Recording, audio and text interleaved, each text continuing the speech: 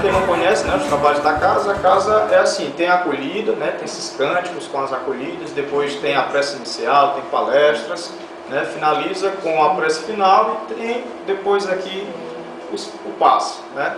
Para quem não sabe, é uma transfusão de energia, né, doada através nós somos intermediários, né, do plano espiritual, tá bom? Então vamos fazer a prece inicial. Vamos agradecer ao Senhor da vida por ter criado tudo que existe no universo, por ter nos criado, pelas nossas famílias, agradecer também pelas nossas famílias onde a gente reencarnou. Vamos agradecer também pelo nosso trabalho e por todos aqueles que nos ajudam nessa caminhada. Vamos agradecer também ao Mestre amado, esse bom exemplo que veio à Terra, que nos mostrou o bom caminho, e agradecendo assim também a espiritualidade. Que assim seja. Que assim seja. Bem, pessoal, o Silvaldo me pediu que eu falasse um pouco sobre o Espiritismo, né? E para a gente falar um pouco do Espiritismo, a gente tem que remontar um pouquinho, né? Um pouco a antiguidade, né? Lá na antiguidade, pessoal, já havia a interação entre os espíritos e os encarnados na Terra, né? A gente vê bem na antiguidade várias religiões que surgiram na face da Terra, né? O hinduísmo, o budismo e tantas outras já eram procurando, né, esse significado da vida, né? Que a vida continuava, que nós somos imortais, né? Então eles já tinham uma pré-noção, né? Uma pré-noção do que era a imortalidade da alma, que os espíritos existiam e tudo mais, né? Nós vemos em uma passagem antiga no budismo, né? No tibetanos, né? Onde o budismo fala, né, da reencarnação, né? Fala das rodas da reencarnação, fala do karma, né? E é uma coisa assim bem parecida com o espiritismo, né? Depois nós vemos também uma história que eu assisti hoje de Platão, né? Platão, um pouco antes de Jesus, em torno de 500 anos aí por aí de Jesus Cristo, né? Platão, ele houve uma conversa de um soldado que tinha se acidentado, né? Tinha se acidentado em uma luta, numa guerra, num combate, né? E ele presenciou, né, uma visão extracorpórea, né? Ele saiu do corpo e presenciou várias coisas, né? O que hoje a ciência chama de EQMs, né? Que acontece muito nos hospitais, quando as pessoas em processos de acidentes, outras coisas mais, elas vê, né, elas vê um túnel e depois ela vê parentes e vê tantas coisas, né, do outro lado. Então tudo isso, pessoal, são provas da existência, né, são provas da existência que nós somos imortais, né, que existem outras dimensões além dessa e que a vida continua, né. Então isso, e depois de 500 anos depois depois de 500 anos depois de Platão, nós temos Jesus Cristo, que ele veio à Terra e ele ensinou, né? Ele ensinou que para Nicodemos que a vida continuava, né? Que ele fala a Nicodemos que nós nascemos da água do Espírito e quantas vezes nós não nascemos. Então ele explica também a questão também do retorno de Elias, né? Que ele fala que Elias veio novamente, né? Como João Batista. E depois de alguns anos, né? Em torno de 1850 e alguma coisa, nós temos o espírito de Allan Kardec, né? Esse homem nasce. Mas Jesus Cristo também tinha prometido antes que ele traria um novo Consolador, que era para esclarecer tudo aquilo que a humanidade provavelmente ia se perder no tempo devido ao egoísmo, às ganâncias, né? E o Allan Kardec nasce, né, numa família de professores, né, de magistérios. Ele cursou várias faculdades, ele era contemporâneo de Napoleão Bonaparte. E Allan Kardec foi chamado uma vez para certos fenômenos que aconteciam em casas, né? Conhecido pelo Fabinho, até falou as festas frívolas, né, Fabinho? Que aconteciam, e ele ficou bastante curioso e começou a estudar. E aí ele tentou contestar isso várias vezes, até que não conseguiu contestar, né? Então ele viu que aqueles fenômenos eram também espirituais, que não tinha como não ser. E daí o Allan Kardec, através de alguns médios, conseguiram Ele fazia perguntas e os espíritos respondiam, e assim o Allan Kardec constrói essa linda doutrina, chamada de Espiritismo, né? Essa doutrina, ela tem como base, né, a filosofia, ela tem como base a filosofia, porque ele escreveu um livro chamado Livro dos Espíritos, que ela traz em si uma base filosófica, né? E nós temos também o Evangelho segundo o Espiritismo, que ela traz toda a moral do Cristo, né? E todas as explicações dos significados mais profundos das falas de Jesus, né? Na sua profundidade, que ele estava realmente nos remetendo que a vida a gente planta e colhe, então é uma coisa assim que vai além dessas dimensões, né? Então o Allan Kardec compilou o Pentateuco, né? Então nós temos o Livro dos Espíritos, que é a parte filosófica, temos o Evangelho segundo o Espiritismo, que fala sobre a moral de Jesus, tem o Céu e o Inferno, que fala do que acontece quando a gente parte para o outro plano da vida, dependendo do que a gente faz aqui. Ele é contos, né? Basicamente ele é contos, né? E ele fala exatamente sobre o que é que acontece, né, do outro lado da vida. Nós temos a Gênese, que ele remonta o passado da humanidade, onde o Allan Kardec consegue explicar que não foi em 7 dias que Deus construiu o mundo, mas em 7 grandes períodos, né? Grandes períodos, então são coisas grandes. E tem também o livro dos Médiuns, né? Que é um livro que trabalha a questão das invocações dos espíritos, mas que a gente não diz para ninguém, assim, que são conhecedores da doutrina, querer ler esse livro, porque ele trabalha mais a questão mediúnica. Então a gente não aconselha as pessoas a ler esse livro, tá bom? Por enquanto. E tem também o que é o Espiritismo, também tem obras póstumas, né? Tudo isso, pessoal, é para mostrar para vocês, né, a grande significância do que é o Espiritismo, né? Que a vida continua, né? Aqui nós falamos da imortalidade da alma, das reencarnações, que não é coisa de agora, né? A gente vê que lá no budismo, né, os tibetanos já falavam disso, né? Os egípcios já compreendiam isso, mas só de uma forma que eles não entendiam muito. E hoje, né, como Jesus prometeu o Consolador prometido, e esse Consolador prometido veio ao mundo, né, através da codificação do Allan Kardec, e nos trouxe todo o alicerce, né? Depois veio o Chico Xavier, também nos trouxe mais aí 200 e tantos livros, que só veio, vamos dizer assim, complementar mais e embasar mais um pouco a doutrina espiritismo, tá bom? Então a doutrina é essa, né? Ela fala do que é imortal, ela fala da vida após a morte, ela fala do retorno à matéria, fala da ação e reação do universo, que aquilo que a gente semeia, a gente colhe, né?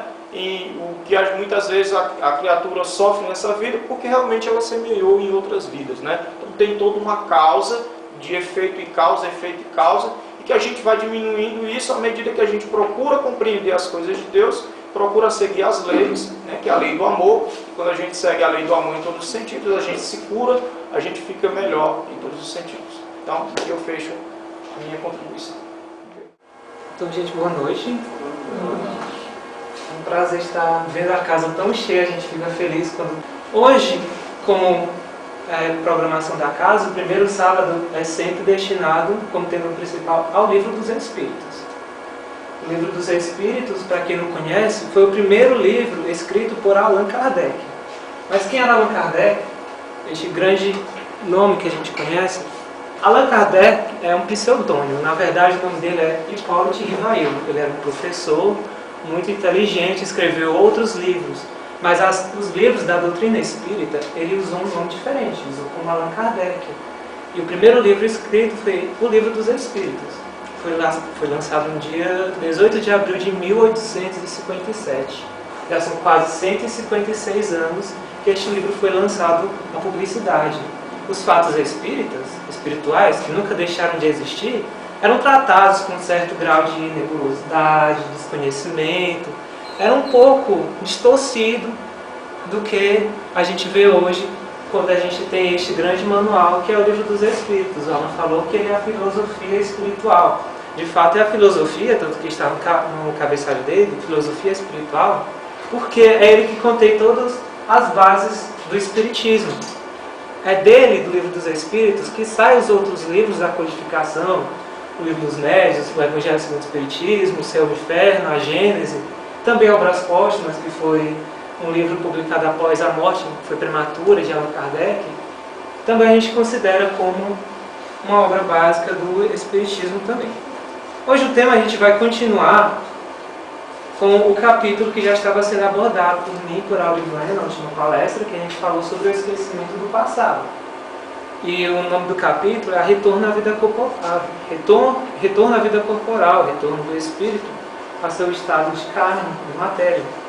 E o tema de hoje é idiotismo e loucura, segundo o Livro dos Espíritos. Eu utilizei várias referências, não prendi apenas ao Livro dos Espíritos, a gente vai ver ao longo da reunião. Primeiro, vamos ver o que o dicionário traz a nós. A definição dessas palavras é importante a gente saber primeiro o que é idiotia, o que é a loucura, para a gente poder entender a reunião. Hoje as palavras idiotas, loucas, elas são de forma pejorativa usadas. Quando a gente chama uma pessoa de idiota, não está dizendo que é uma pessoa com problemas mentais. É um tipo de desencarne que a gente quer fazer por raiva, qualquer coisa que seja, mas não. A idiotia, de acordo com o dicionário de português Michaelis, é o estado ou a qualidade de uma pessoa idiota, geralmente uma fraqueza de espírito, trazida por torpor e obtusão intelectual e ligada a lesões cerebrais. O que quer dizer esse torpor e obtusão intelectual? É um bloqueio. Geralmente, como ele falou, lesões cerebrais. Uma lesão cerebral vai trazer deficiência mental à pessoa. Vai estar ali trazendo obtusão de certas faculdades, ela está limitada. A gente vê que uma pessoa deficiente, ela não tem uma total liberdade quanto a pessoa considerada normal. Isso é a obtusão que ele está tentando falar de idiotia. Ou seja, a idiotia está mais relacionada a uma característica física, um desregramento de um órgão, algum desarranjo, por exemplo, cerebral. E a loucura é a perda do juízo. A loucura não está tão fortemente ligada a órgãos como a idiotia. A loucura é uma ação muito imprudente. A pessoa louca comete ações imprudentes. E também está ligada a desarranjo mental, que sem a pessoa afetada esteja ciente. Uma pessoa louca que está na sua crise de loucura, ela não tem total consciência do que está cometendo. A gente percebe isso e modifica profundamente seu comportamento e torna irresponsável. É bom que a gente carregue essas definições de idiotia e loucura para a gente entender a nossa reunião. Enfim, entrando no Livro dos Espíritos. O Livro dos Espíritos, ele é estruturado como se fosse um questionário. São 1018 perguntas que Allan Kardec fez aos espíritos superiores. Allan Kardec não era médium. É importante também a gente saber um pouco dessa história. Allan Kardec não era médium como Chico Xavier. Mas como é que ele fez essas obras básicas? Através de estudos, através de observações, participando também de algumas reuniões mediúnicas com outros médiuns. Ele não era médium, ele apenas observava, estudava, ia adquirindo esses conhecimentos e codificou esses grandes livros da codificação espírita. E a pergunta de número 371 é a pergunta que inicia esta ideia de idiotia, loucura. E Allan Kardec fez o seguinte questionamento: tem algum fundamento a opinião segundo a qual os cretinos e os idiotas têm uma alma de natureza inferior? Os cretinos que se refere aqui também são aquelas pessoas que têm a doença de cretinismo. Também não vamos levar ao lado pejorativo da palavra. Tem fundamento, então? O que é que os espíritos nos responderam?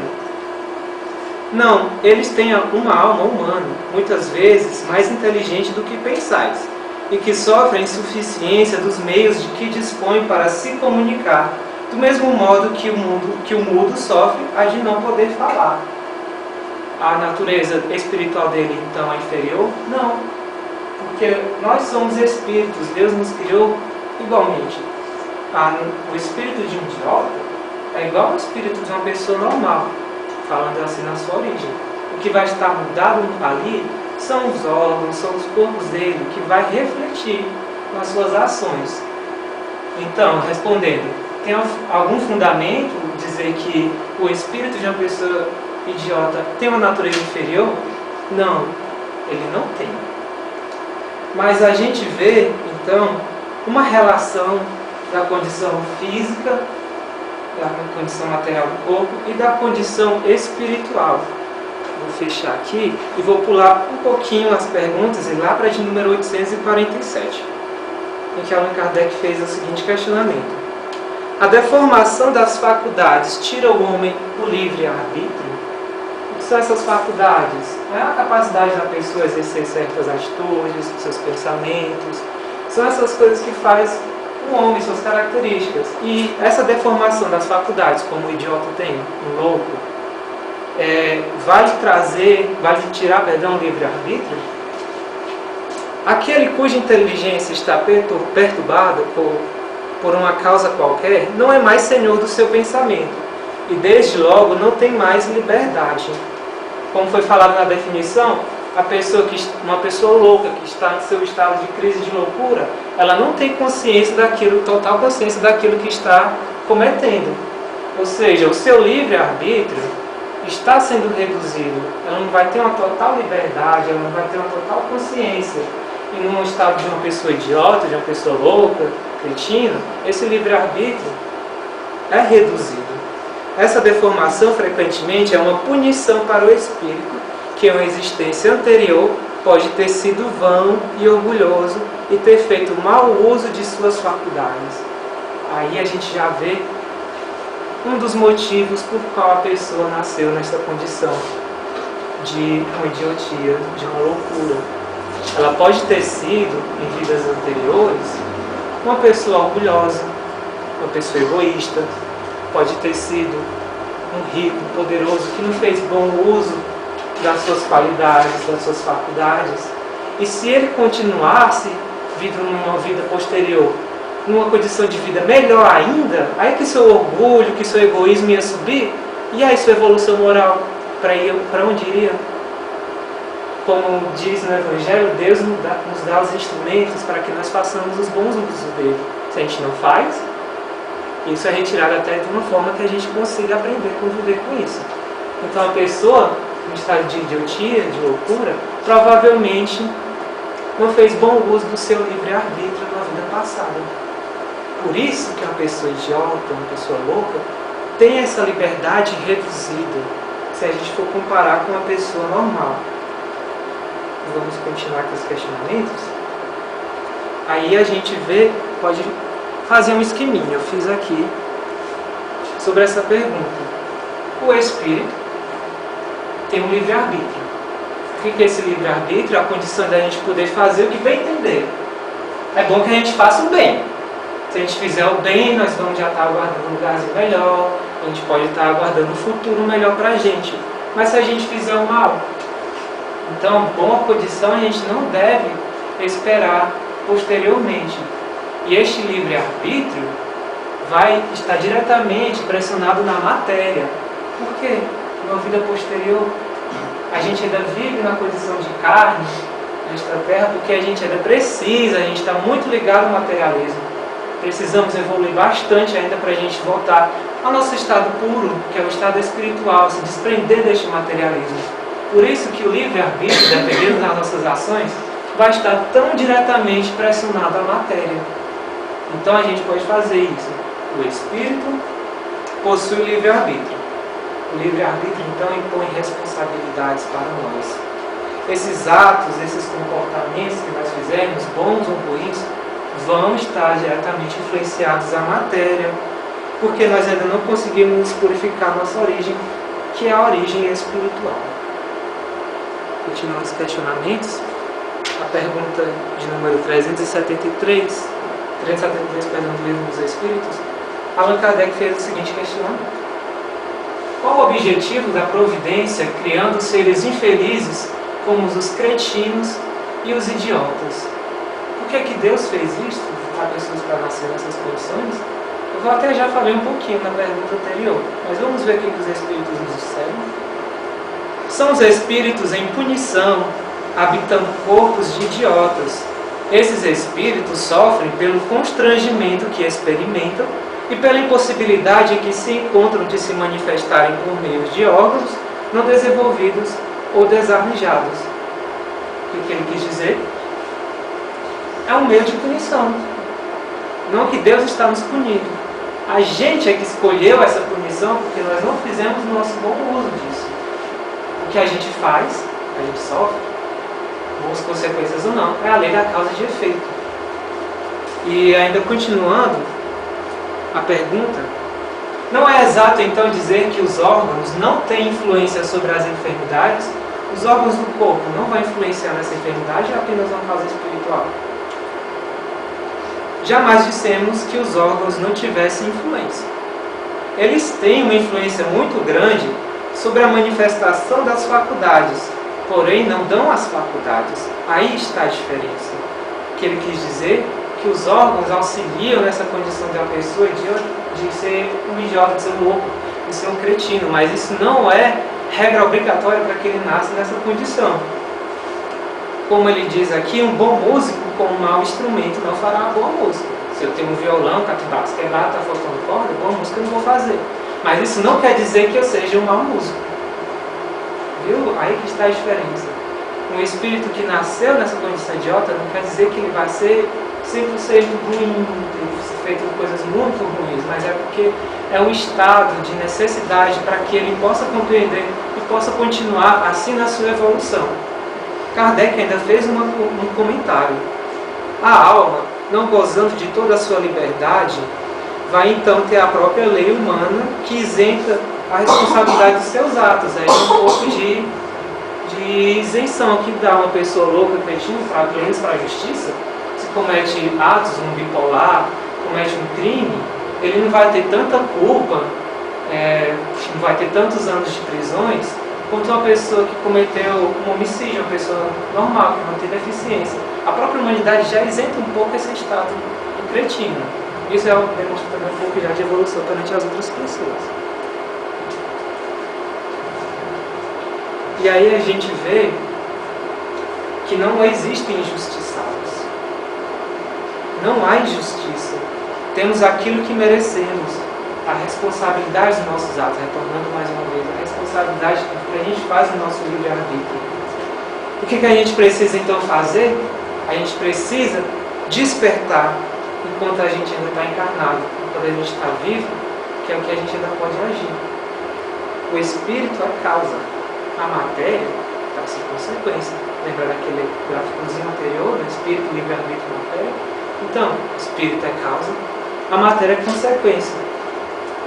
A próxima pergunta, de número 373, Kardec indagou: qual será o mérito da existência para seres como os idiotas e os cretinos, que não podem fazer nem bem nem mal, não podendo progredir? Que ele quis perguntar: qual a lógica de uma pessoa que nasce nessa condição de deficiência, se ela não tem condição de progredir, nem de regredir, ela está ali parada, praticamente parada. Para que serve isso então? Aí o que os Espíritos nos respondem? É uma expiação imposta ao abuso que fizeram de certas faculdades. É um tempo de prisão. Como a gente vê os presos encarcerados, ele passa um bom tempo ali para que ele possa analisar os seus atos, às vezes saem mais revoltados ou não. Uma pessoa que nasce nesse estado de idiota, de cretino, é como se fosse um estado parado de prisão, justamente para tentar refletir essas coisas. O idiota, bem como o louco, progride pouco, ele estaciona literalmente. É aí a matéria já influenciando a vida espiritual. E a próxima pergunta, ainda continuando na 373, um corpo de idiota pode assim abrigar um espírito que animou um homem de gênio na existência precedente? Perguntou se pode ter, se eu nasci hoje deficiente mental. Na minha vida passada eu posso ter sido um Albert Einstein, posso ter sido uma pessoa muito inteligente, um gênio? O que a gente acha? O que os Espíritos então dizem? Sim, podemos sim. O gênio às vezes torna-se um flagelo quando dele se abusa. É mais uma vez a gente vendo o livre-arbítrio influenciando. Um gênio é uma pessoa muito inteligente. Se ele fizer bom uso dessa sua qualidade de inteligência, ele pode ter boas consequências. Mas se não fizer, descobrir a bomba nuclear, para quê? Para destruir a humanidade? A bomba nuclear é uma coisa de uma pessoa muito inteligente, mas está acabando com outras vidas. Aí a gente vê a inteligência sendo mal aplicada, de certo ponto. Isso pode ter uma consequência futuramente. Então, não quer dizer que eu sou um gênio hoje, na minha vida futura, eu possa nascer numa condição de um deficiente mental. Próxima pergunta. Próxima pergunta não. Comentário que eu tirei desta revista aqui. A Revista Espírita. Ela é datada do ano de 1861, também é publicada por Allan Kardec. São sempre dentro dos ensinamentos da doutrina espírita. Eu passei aqui para o slide e ele disse: quase todas as enfermidades têm assim sua razão de ser. Nada se faz sem causa. E o que chamais injustiça da sorte é a aplicação da mais alta justiça. Quando a gente acha que está sendo injustiçado, vamos retornar à origem desse nosso erro. Vamos ver qual é a causa desse sofrimento que a gente está vendo. Se a gente não achar nessa vida, provavelmente foi numa vida passada. Mas aí, analisando isso, vamos saber que este sofrimento que hoje sofremos, passamos, não é à toa. É consequência nossa mesma, dos nossos atos. É a aplicação da mais alta justiça, como foi dito aqui na Revista Espírita. Próxima pergunta. 374. O idiota no estado de espírito tem consciência de seu estado mental? Aqui ele está falando especificamente do espírito, não apenas do espírito encarnado no corpo. Se o espírito tem consciência de que ele está nascendo nessa corpo de um idiota, se ele tem consciência disso, de seu estado mental, sim, muito frequentemente, não quer dizer que todas as vezes. A gente falou do esquecimento do passado na última palestra do Livro dos Espíritos. Ele falou, os Espíritos nos dizem que não cabe ao ser humano saber de tudo. Deu até um exemplo quando a gente está numa sala escura, muito escura, e sai por um lugar muito claro. A vista da gente fica embaçada, porque é muita luz, é muita informação que está chegando aos nossos olhos. E agora imagine se hoje eu passo a saber de todo o meu passado, de todas as minhas vidas que eu vivi, que provavelmente foram muitas. Vai ser muita informação para a minha cabeça, vai? Eu vou acabar enlouquecendo. Por isso que não cabe ao homem saber de tudo, não ter consciência de todo o passado. Isso enquanto encarnado. Na sua vida espiritual, quando desencarnado, ele vai ter a oportunidade de saber. Claro que Deus é sábio e sabe dizer o que ele precisa. Mas aí vai caber a ele analisar e para aprender a evoluir. Claro que a nossa evolução é muito importante. Ele compreende que as cadeias que entravam no seu voo são uma prova e uma expiação. Respondendo à pergunta se o espírito tem noção de que ele está nesse estado mental, ele tem sim. Mas ele também vai saber que não vai depender dele sair desse estado. Hoje eu quero sair desse estado de idiota. Ele não vai conseguir, ele vai ter que passar por toda essa vida, vai ter que aprender o que foi imposto a ele, porque foi necessário. Continuando os questionamentos, 375. Qual é a situação do espírito na loucura? Como é que o espírito fica nesta situação de loucura? O espírito, no estado de liberdade, recebe diretamente suas impressões e exerce diretamente sua ação sobre a matéria. Lembrando aquele gráfico que teve o espírito, livre-arbítrio e matéria?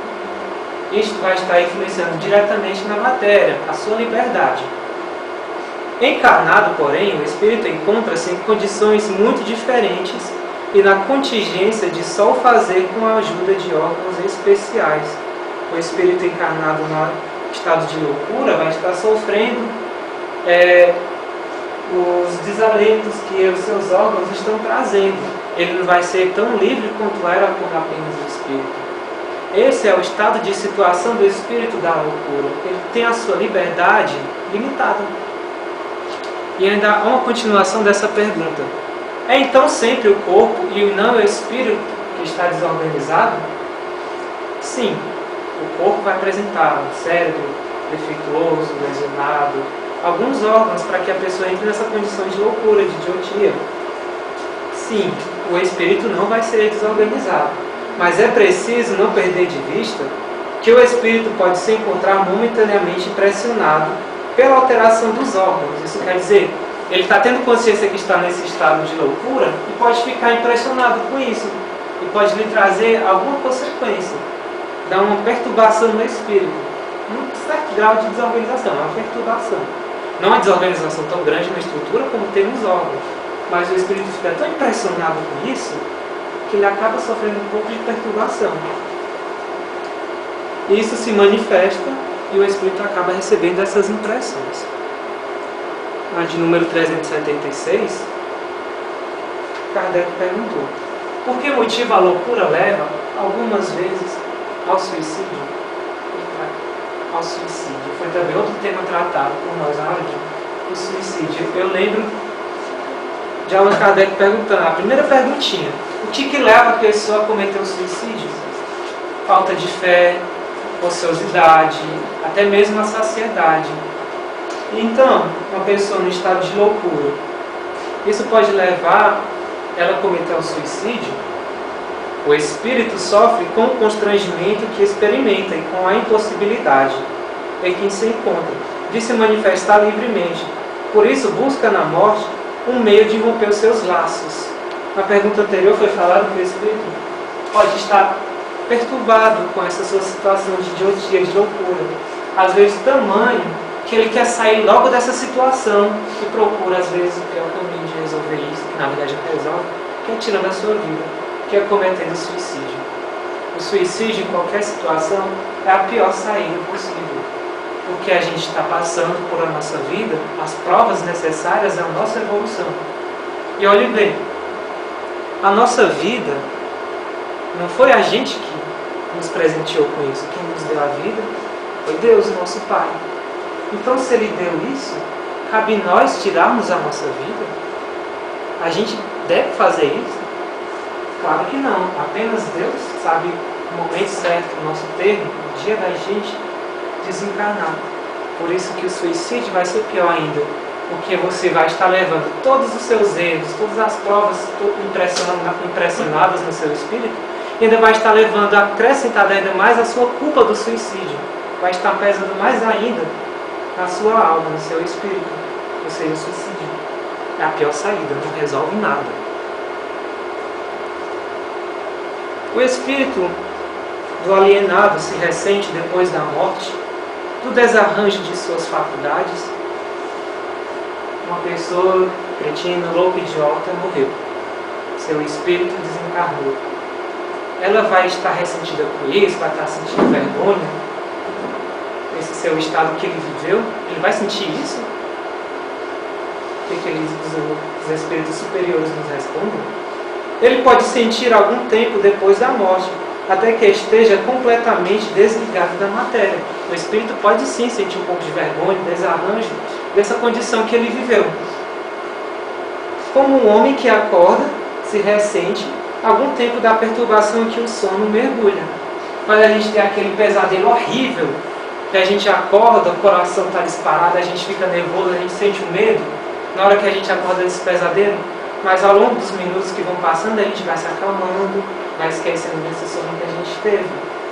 A gente vai acabar esquecendo. Isso acontece com o espírito também, de um idiota, que quando desencarna, se ele conseguir se desprender desse materialismo da sua vida passada, ele vai conseguir também tirar essa sua vergonha. Assim como de um pesadelo a gente consegue tirar este medo depois do tempo.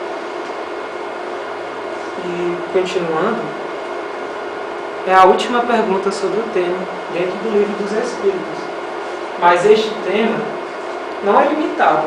A gente encontra tanto no Evangelho, encontra na Gênese, encontra no Céu e Inferno, revistas espíritas publicadas por Allan Kardec. Dentro da codificação, a informação é vasta. Serve apenas para a nossa evolução. E a gente, às vezes, é tão incomodado que a informação está na nossa frente e a gente não vai à busca. Tantos livros aqui na biblioteca que poucas pessoas utilizam seu tempo para ler, para aprender um pouco mais, para lhe acrescentar na sua evolução. A informação está aí, basta apenas a gente buscar. E a última perguntinha sobre idiotismo e loucura dentro do Livro dos Espíritos é a seguinte: Por que a alteração do cérebro pode reagir sobre o espírito depois da morte? Porque essa alteração que ele causou no idiotia ainda vai repercutir na vida após o desencarne? É uma lembrança. Um peso oprime o espírito, e como ele não teve conhecimento de tudo o que se passou durante a sua loucura, precisa sempre um certo tempo para se pôr ao corrente. É uma lembrança. O espírito não tem órgãos como a gente tem o cérebro, não tem um coração tão materiais quando a gente tem. Pode acontecer o perispírito, que é o intermediário entre o nosso espírito e entre o nosso corpo, é aquilo que leva o nosso formato, que faz os nossos parentes depois, nossos amigos, quando se encontrar com a gente futuramente no plano espiritual, aprender a nos reconhecer. Às vezes pode ficar impressionado também no perispírito, mas é apenas uma lembrança para o espírito que às vezes não entende o porquê que nasceu nesse estado de idiotia e loucura, ainda tem a oportunidade de analisar o porquê ele nasceu disso e ver se ele fez boas ações, se ele evoluiu com isto então. É por isso que quanto mais durar a loucura durante a vida, muito mais tempo dura a opressão e constrangimento depois da morte. O espírito liberto do corpo se ressente algum tempo da impressão dos seus passos. O Alan falou muito bem do espiritismo também. O espiritismo tem três bases, três pilares, que é a ciência, que é a filosofia e que é a religião. A Gênese é um livro puramente científico também, traz a ciência do espiritismo. O livro dos Espíritos, a filosofia, a religião reflete toda a moral, temos o Evangelho segundo o Espiritismo, temos o céu e o inferno que trata do nosso destino após a morte. E como este tema envolve muita ciência, eu achei pela internet um artigo científico publicado na revista Latino-Americana de Psicopatologia Fundamental, falando sobre a loucura, sobre idiotismo. O nome do artigo é assim: A experiência da loucura segundo o Espiritismo, uma análise dos prontuários médicos do Sanatório Espírita de Uberaba. O Sanatório Espírita de Uberaba é uma instituição que trata de pessoas com deficiências mentais, e eles fizeram uma análise. Eles têm uma estrutura muito legal neste sanatório, que é o seguinte: os pacientes têm os seus prontuários analisados, mas não é o prontuário de um paciente apenas naquele modelo médico, não. A estrutura dos prontuários deriva do modelo médico-psiquiátrico, sim, como, claro, a medicina é necessária, mas tem a presença da influência espírita. Neste sanatório, existem muitos médicos trabalhando junto ao corpo médico, muitos médicos espíritas, enfermeiros espíritas, trabalhando com o espiritismo. E dentro desses prontuários, eram muitos os casos que vinham lá com diagnóstico, obsessão. Tem um caso. Não vou falar desse artigo tão aprofundado, porque ele é muito grande e ia levar muito tempo, mas quem quiser, vou ter as referências no final, é só me pedir. Então, ele analisava esses prontuários. A preferência ao tratamento daqueles que se encontravam em um estado psicológico anormal, o seu tratamento era a preferência à doutrinação do seu espírito, o uso de água fluidificada, a mesma água fluidificada que a gente tem aqui após o final da nossa reunião, que é algo que vai sanar algum problema espiritual que a gente tem, ou mesmo aliviar, tanto espiritual quanto físico. O uso de passes, também temos aqui no final da nossa reunião passes, que o Alan falou, essa transferência de energia que a gente faz com o nosso irmão, e sessões de desobsessão quando é necessário. Muitas pessoas e muitos pacientes tinham um espírito obsessor tão preso ali, tão revoltado, que era necessário uma reunião mediúnica, uma reunião de desobsessão, para que o paciente assim obtivesse melhora.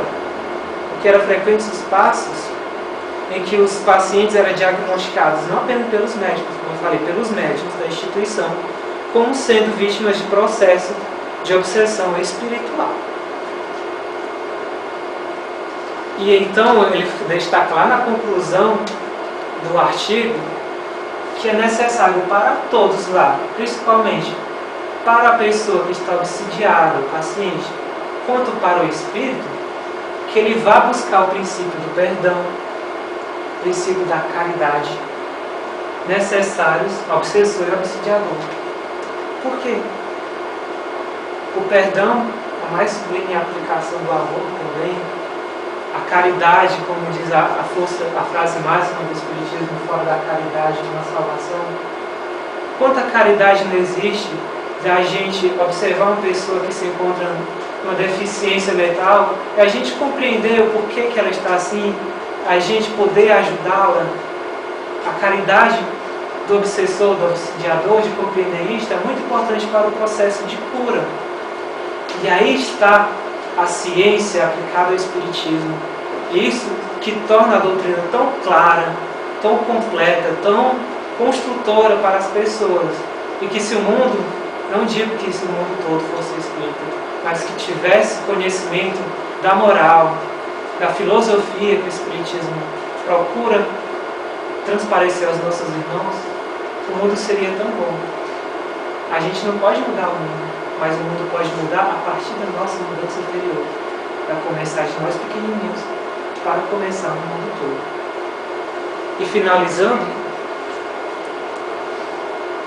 no livro Religião dos Espíritos, que é um livro de Emmanuel, que foi psicografado por Chico Xavier, tem uma passagem que serve para resumir a reunião, em que ele fala: o vício reflete no corpo, a consciência estampa na alma, dependendo das nossas atitudes, do nosso uso do livre-arbítrio.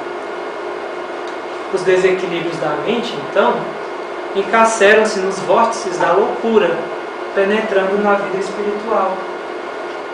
Mais uma vez aquele esqueminha vindo, espírito, livre-arbítrio, matéria. E então, a terapêutica com a pessoa que está nesse estado de idiotia, de loucura, não só para a pessoa, como para aquelas pessoas que ali vivem ao redor. Uma família que tem este anjinho que nasceu com a deficiência, não é à toa que ela vem assim. Pode ser tanto uma influência para o espírito desta pessoa deficiente aprender a evoluir, quanto também para a família que está ao redor. Não só para aqueles que nascem deficientes, ou como aqueles que não se dão bem dentro de casa, aqueles que mesmo acabam se conhecendo posteriormente. A família é um lugar sagrado. A família não é projetada à toa. Ela vem ali de uma forma sagrada da gente aprender a evoluir. E esta terapêutica, o espírito volta aos berços de sombra pela reencarnação, na condição de crianças problemas em dolorosas perturbações.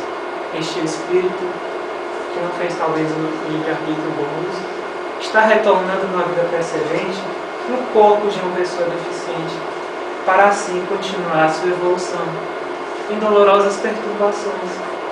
Como nosso grande Francisco de Assis disse, a nossa irmã Dor nos ajuda a crescer também.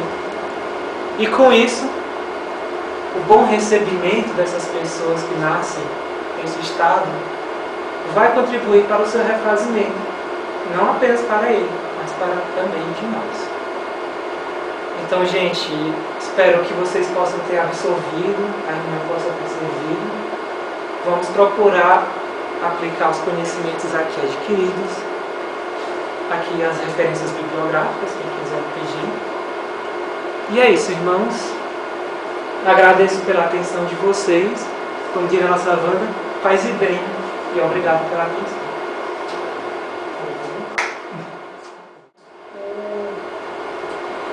O que foi escolhido hoje sobre idiotice e loucura, foi até para a gente poder tratar mais na questão que a gente conhece hoje, quantos casos de pessoas que passam por processos obsessivos ou por esses problemas distúrbios mentais. Muitos adquiridos por comprometimento, como foi falado da lei de causas e efeitos, e outros por vidas passadas. E a dificuldade de que a convivência, como se relacionar. Então, é importante que o Espiritismo, a gente quis passar esse conhecimento para que se possa saber respeitar e aprender a conviver com as pessoas que têm essa dificuldade. Porque eles vêm nessa dificuldade de se sentir aprisionado a um corpo onde eles não podem expressar sua inteligência. Eles se sentem presos como uma ave. Se você prendê-la pela pá, ela fica presa sem poder voar, sem o livre-arbítrio para expressar a sua inteligência. Assim se sente uma pessoa quando tem a inteligência, mas se sente aprisionado ao corpo com órgãos limitados. O mesmo se fala de uma pessoa muda, que tem as suas faculdades limitadas, porque não pode falar, expressar o que tem vontade, porque em algum momento ele abusou. Houve um abuso das suas faculdades, que deve ter deixado apenas ao seu benefício próprio. Uma pessoa com a mesma, que a gente entra tudo em um conjunto para que possa ser entendido. Uma pessoa que tem outra, ou além do mudo, do surdo, dos cegos, que tem essa limitação pelo comprometimento de outras vidas, mas que também podem ser adquiridos por comprometimentos desta vida. Eu posso vir normal, inteligente, começar a fazer mau uso da minha inteligência, só para eu atender às minhas necessidades, alimentando em mim o orgulho, a vaidade, e com isso, mais na frente, eu vou colher, de alguma forma, alguma dessas limitações, para que eu possa parar e ver a que ponto eu fui, de uma forma, uma pessoa, esqueci a palavra assim, digamos, leviana, ou não, assim, de vida, de farra, de orgias, de desregrada, uma forma desregrada, sem querer ver ou querer beneficiar o outro, pensando só ao meu benefício. Então, esse tema a gente teve, a preocupação assim, não de deixar com que as pessoas saiam pensando, eu estou constrangido pela situação que vivo. Não para constrangir, mas sim para ajudar a que eles possam ter o entendimento de que se passam por essa situação, possa haver uma aceitação melhor da sua condição. Eu estou nessa condição porque em algum momento eu falhei.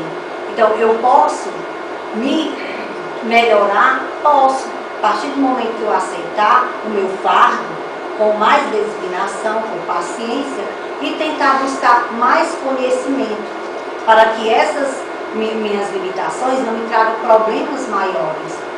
Porque se eu me sinto às vezes perturbada, ou mesmo com algum desse problema, eu posso, se eu não procurar cuidar, eu posso vir a cometer um problema mais sério que o suicídio. Tem pessoas que passam por uma perda de um ente querido, passam por algum outro problema, isso é o suficiente para que venha a perder a consciência, venha a se sentir totalmente perturbado.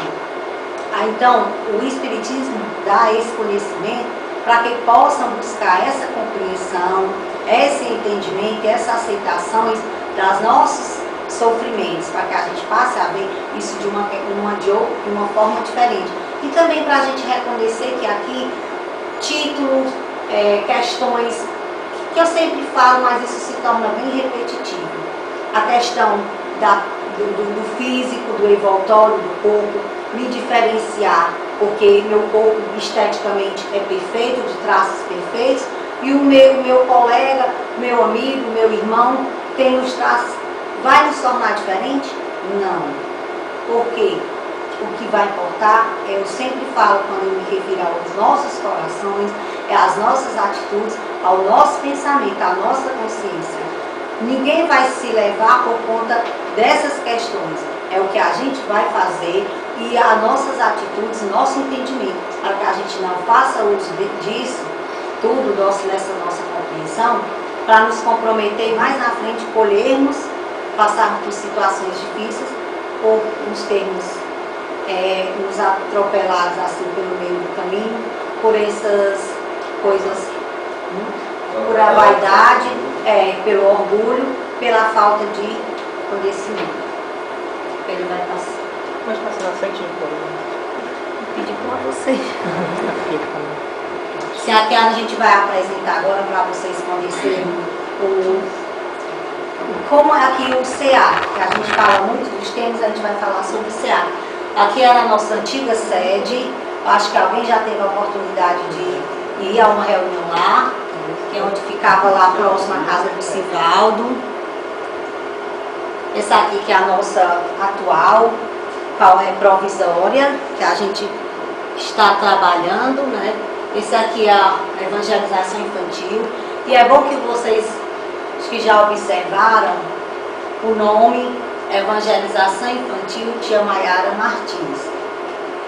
A gente vai aproveitar para justificar, explicar, para que haja a compreensão e entendimento, que antes a evangelização ainda não tinha o nome qual tem agora. Então, muitas pessoas já ouviram os comentários e ouviram um mau entendimento, porque agora a evangelização é Tia Maiara.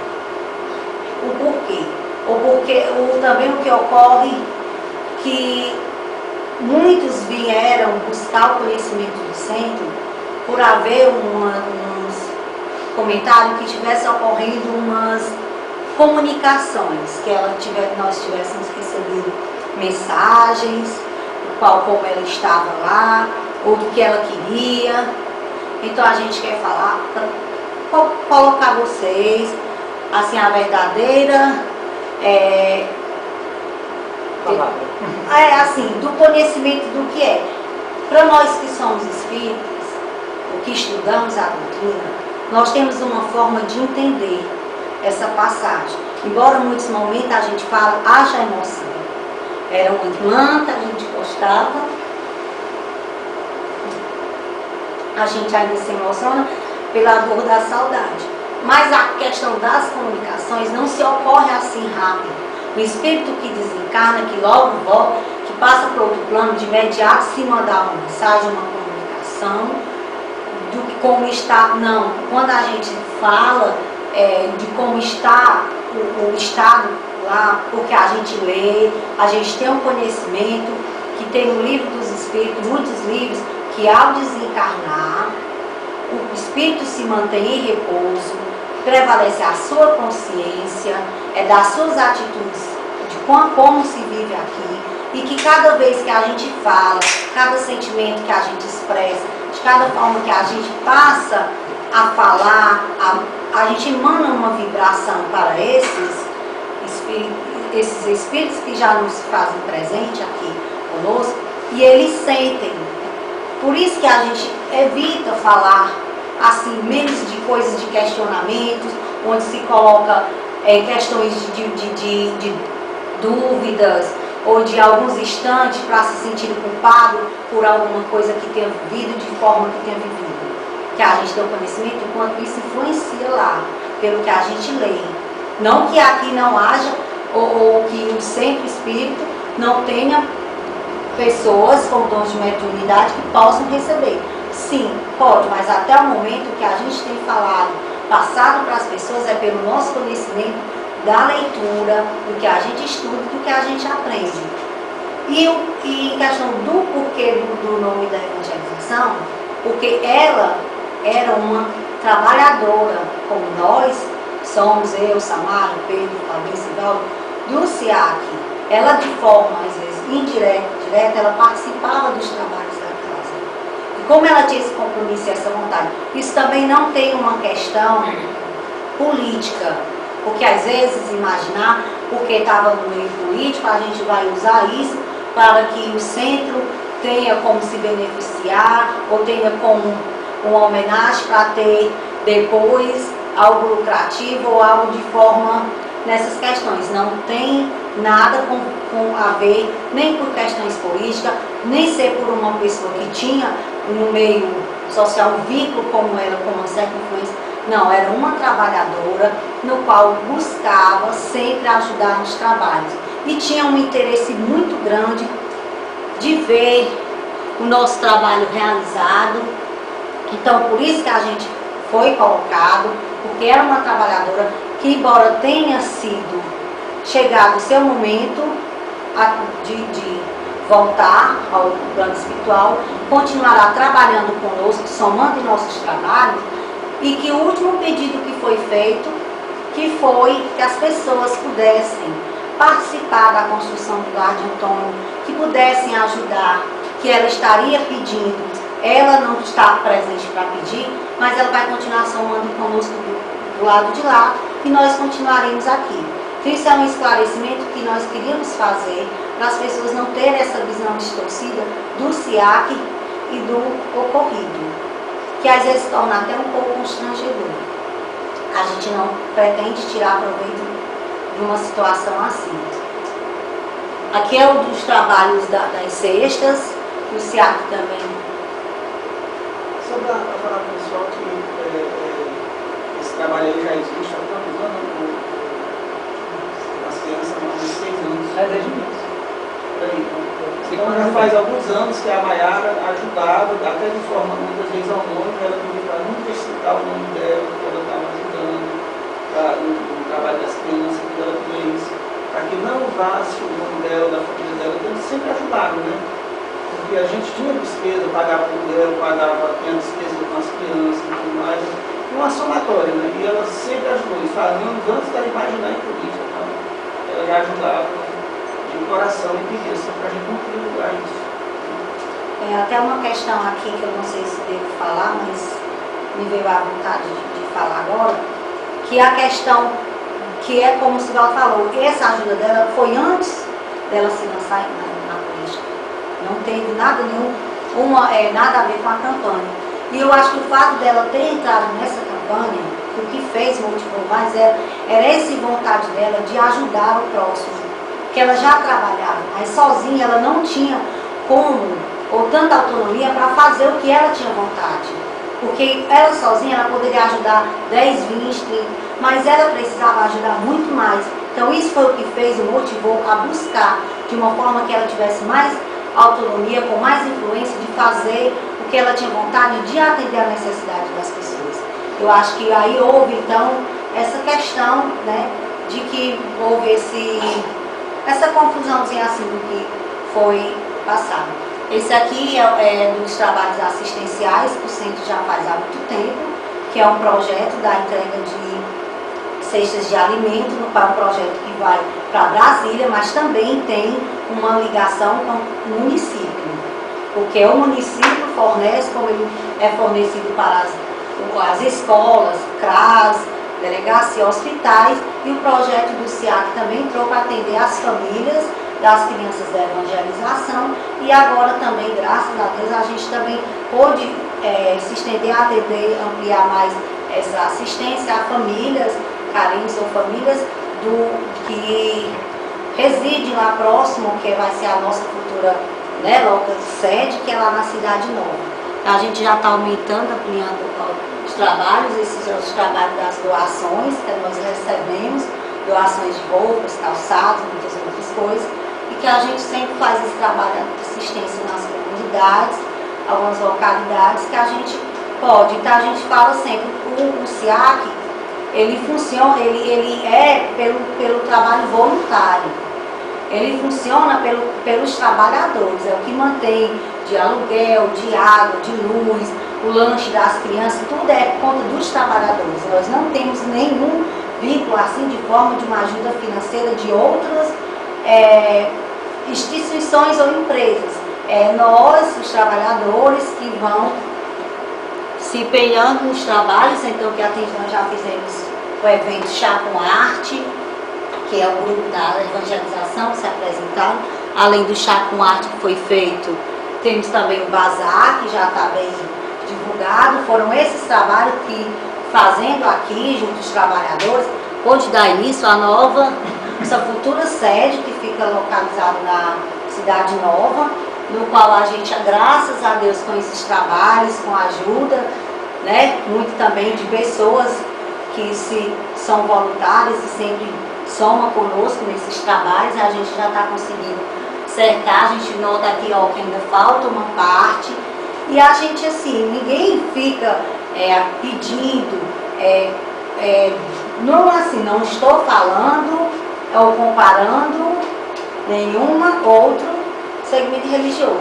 E assim, aqui não, a gente não tem uma colaboração, dizer, com o dízimo, ou assim, desse tipo. A gente fala assim, fica a critério de cada um, se quiser colaborar, pode procurar um de nós. Eu gostaria de colaborar com os trabalhos, tem algumas poucas em bons estado, condições que dá para passar para doação, pode, a gente recebe. Se tiver alguma outra coisa em casa, a gente aceita, porque a gente vai, brinquedos, passando para doações, coisas que ainda dá para serem vendidas no bazar, alimentos também para a gente fazer as cestas, e também a gente vai ter que colocar no Face, né, do Centro do SIAP, o número da conta, que se alguém tiver interesse, como a gente está tendo muitas, né, curtições, assim como diz no Face, de pessoas admirando o trabalho, que está achando bonito, gostaria de participar, número da conta, que se você quiser fazer um negócio, R$5, R$10, R$20, fica a critério, nós não fazemos, sim, para depois dizer, eu fui no centro espírita e já estavam me pedindo. Não, a colaboração é de acordo com o que você sentir a vontade de ajudar e de participar. Então, assim, a gente aproveita esse momento para mostrar para vocês como funciona aqui o SIAC, para vocês terem o conhecimento, e que o Lar de Antônio, que a gente está preparando, que é para a gente fazer a nossa nova, que aqui é provisório, foi cedido esse espaço para nós, e graças a Deus veio boa hora, porque assim a gente está podendo trabalhar mais para a construção do Lar de Antônio, e que lá onde a gente vai poder abrigar pessoas em que vão se encontrar em situações difíceis, de necessidade de serem amparadas, onde a gente vai ter um espaço fixo para evangelização para essas crianças, a gente vai poder desenvolver outros trabalhos, fora o que a gente já tem aqui, de planejar em curso, alguma coisa para essas crianças, possam depois para a sua vida, porque a gente fala muito em servir, em ajudar ao próximo e trabalhar. O trabalho é digno, nós precisamos de trabalhar e sermos retribuídos pelo trabalho, que é o nosso salário. Mas a gente, quando fala nas questões financeiras, que não é que não vai deixar de trabalhar ou que ganhar, vai doar. Não, é saber aproveitar bem isso. E a gente também se preparar para que faça isso com amor e vendo também as necessidades do outro, sem pensar só na gente. Então esse vai ser o lugar que vai amparar muitos. Queria também só frisar essa questão da construção do Lar de Antônio, como nós somos uma instituição filantrópica, ele vai ter a sede e vai ser dividido também para apoiar famílias que estejam desabrigadas, crianças que estejam em processo de adoção, que ainda não têm um lar, né? Essa também vai entrar na questão desse tema, porque a gente sabe da existência de pessoas que sofrem de deficiência mental, que muitas vezes a família não compreende, deixa jogado na rua, deixa realmente à mercê, né, de um cuidado. E o Lar de Antônio, ele vai justamente ser utilizado nesse ponto, para dar essa sustentação para pessoas que não têm realmente família, que não têm uma condição, estrutura, né, de cuidados. E a gente já está recebendo um apoio, inclusive para não modificar da planta por conta disso. Nós já temos médicos, enfermeiros, odontólogos, que já se dispuseram de quando o lar estiver construído, para também estar dispondo desse atendimento conforme for necessário. Assim, quem puder participar de alguma forma, né, eu ter um pouco em casa, ou até mesmo no dia que a gente precisar de realizar as atividades, a gente às vezes precisa tanto dar mão mesmo, a questão de companhias, para a gente estar aqui somando. Aqui funciona dia de quarta e sábado, e a gente está com a casa de portas abertas. Quando a gente fala em servir, além de doar, é também se doar. Tirar um tempo seu das suas atividades e dedicar um pouco a esse trabalho assistencial ao próximo. Vou passar o vídeo agora do grupo das crianças, que a gente vai, para finalizar a reunião, depois vamos fazer a prece final. Esse vídeo sou eu cantando com as crianças a música O Semeador. Ele é do grupo Espírita Luzes da Alma. Este grupo viu através da página do SIAC o vídeo, compartilhou, curtiu, elogiou bastante. A captação do áudio não ficou muito boa, mas as crianças cantando nos trazem tanta energia, tanta luz, que a gente fica feliz de ver isso. E a música está na página? 47. Mas tem a legenda, quem quiser acompanhar.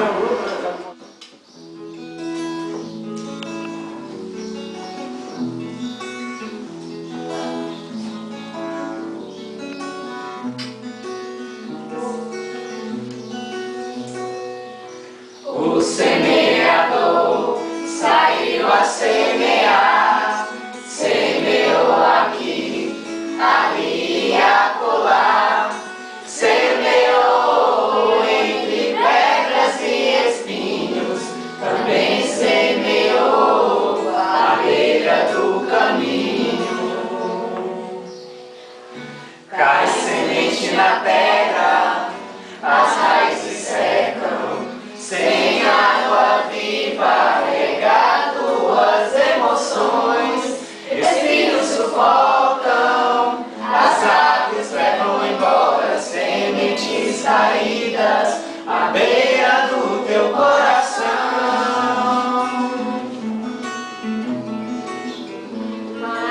Mas Senhor, a terra cair, belos frutos dará,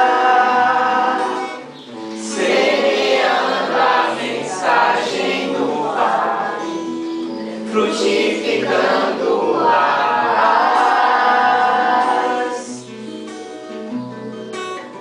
Semeou flores de amor em meu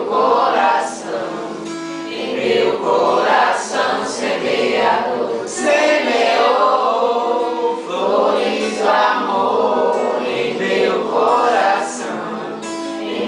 coração semeador. Semeou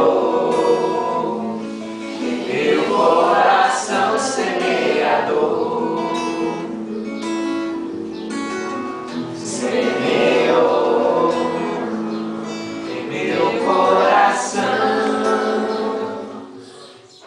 Só eu queria até me desculpar, porque agora quando eu falei aqui o nome de alguns trabalhadores, tentando assim, eu esqueci de citar o nome da Ana, Fabiana, mas já foi bem vista a participação delas, do Alan, porque a gente fica tão tensa quando está aqui que assim, somam com a gente já há muito tempo, e outros que já estiveram aqui conosco, que hoje não estão presentes agora, porque não puderam vir à reunião, como a Cintia e muitos outros, assim, a gente agradece porque ajudam, somam nesse trabalho, principalmente com as crianças, né, que há muito tempo acompanham.